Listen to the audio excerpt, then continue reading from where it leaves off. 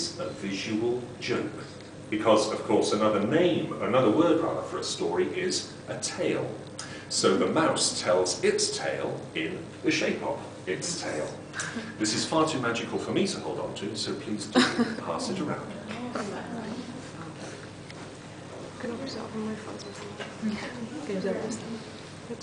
You are looking at that. Also here we have the other great thing that we print at this time. In the 1880s we begin to publish what becomes the Oxford English Dictionary. Everybody knows us around the world for this, if for nothing else. And here you see one volume of the 10 volumes in the first edition of the dictionary. It covers over 400,000 different words in English. An incredible book. We have it because of the incredible man you see here. His name was James Murray. He edited the dictionary. He was a school teacher. He had a great gift for learning languages. He taught himself 40 different languages. He said it is the first 10 languages we learn which are the hardest. After that, a child could do it. I will take his word for that. But he gets to know some scholars in London who are putting this dictionary together. He becomes its editor. He brings the project to Oxford. We think it will be a bestseller, so we are very, very pleased to have this book. Murray thinks it will take 10 years to finish. I think we will all agree that is quite long enough to spend on one project in life. But Murray is wrong. It does not take 10 years to finish. The first little part of the dictionary takes 5 years to come into print. And that went from the letter A to the word and. So, tiny part of the language. Murray does not live long enough to see the end of the dictionary. He dies in the year 1915. By then the dictionary has reached the letter T. Other editors go on with his work.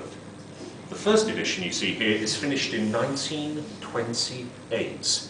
It takes almost 50 years to put this one text together. Why does it take so long? Well, if you have a look at the finished book, you see why. The dictionary does something that had not been done before.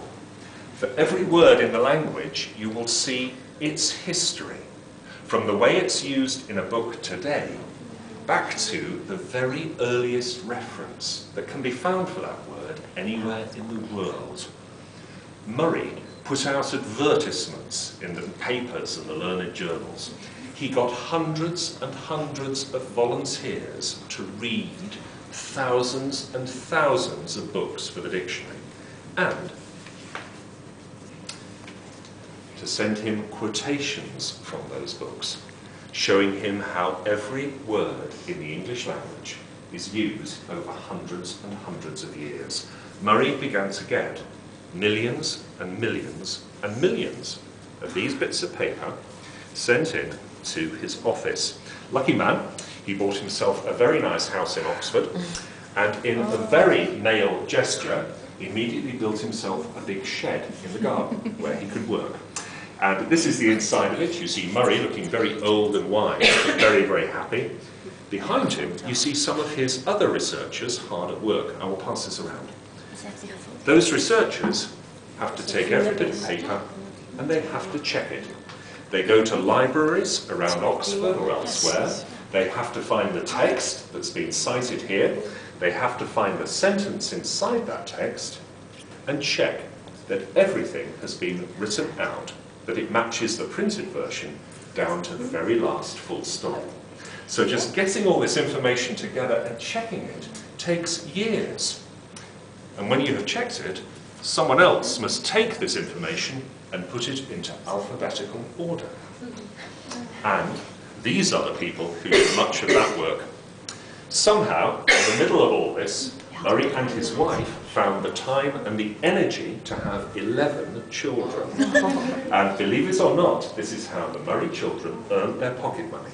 From the time they are about 7 years old to about the time they are 16, they take millions of these check slips, they put them into alphabetical order, they tie them up with a string, and they put them into boxes for the dictionary to use.